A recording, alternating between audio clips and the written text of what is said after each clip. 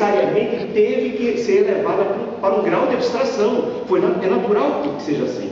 Quando o direito toma fatos da vida e traz para si, e desenvolve como categoria própria.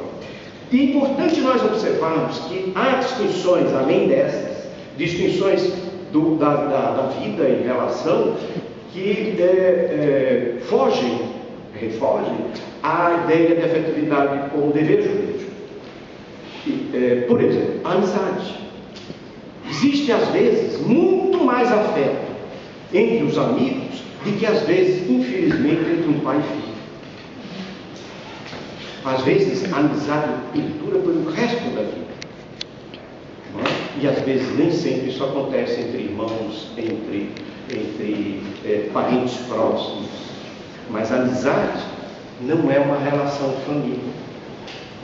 A amizade não existe para que aí falta outro tópico importante, que é a constituição de família, ou tendo a finalidade e constituição de família, consciente ou não.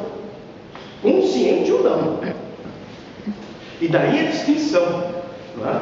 Eu me lembro uma das vezes, em um dos nossos primeiros congressos, quando eu tratei desse tema de afetividade, um desembargador do Rio Grande do Sul, ele fez essa questão que eu parei para pensar. Ele disse: mas professor, como é que eu faço a distinção com a amizade? Então a amizade, outra relação afetiva importante, que não se constitui como família, é a relação, aquele que eu acabei de me referir há pouco, que é o afeto, mas não há afetividade no sentido jurídico, é o amor não compreendido, o afeto não correspondido. O afeto não correspondido. Outro, que é muito comum, eu não sei se aqui em Portugal ainda tem, mas nós herdamos dos portugueses, são relações parafamiliares, como compadres e comadres, né? De levar o batismo, e aí o pai ele deposita no padrinho e na madrinha a sua confiança, de que se eu voltar, você cuidará do meu filho, vai olhar por ele. Essa relação não é de família, não é uma relação familiar. E outros modelos em que a chamada afeto surge, e é muito comum nas relações mercantis, de sociedades mercantis, a utilização do termo affectio societatis. Mas affectio societatis aí são relações de confiança entre sócios. E quando a sociedade desaparece a relação de confiança, a sociedade tende ao fim, ou pelo menos em relação àquele sócio em que se perdeu a confiança. É diferente, portanto, do significado que estamos a tratar de afetividade no direito de família. Agora, quais seriam os pressupostos? Agora, tratando da segunda parte, quais os pressupostos? Eu alinhava três, principalmente, para a socioafetividade como categoria jurídica, e que são inconfundíveis em relação ao modelo familiar biológico.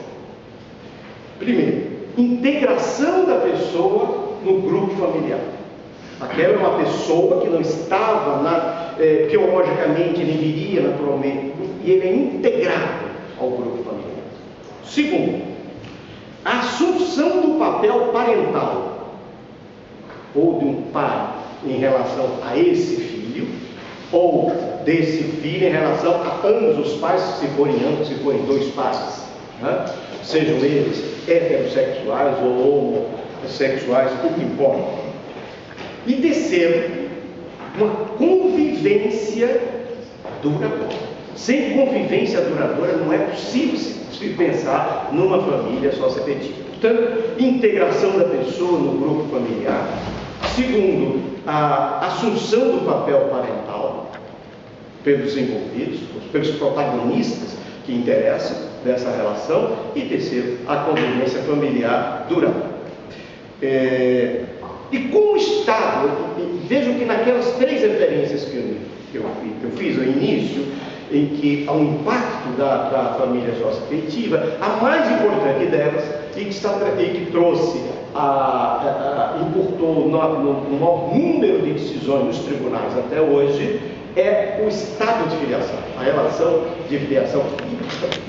Doravante, passo a tratar a socioafetividade sob esse prisma essencialmente preferencial. Então, o estado de filiação, ele, por ser estado de filiação, independentemente de ser biológico ou socioafetivo, ele é indisponível e irrenunciável. Não pode haver renúncia. Da mesma forma como o meu filho biológico não pode renunciar, dizer eu não quero mais você, que eu quero mais que você seja meu pai.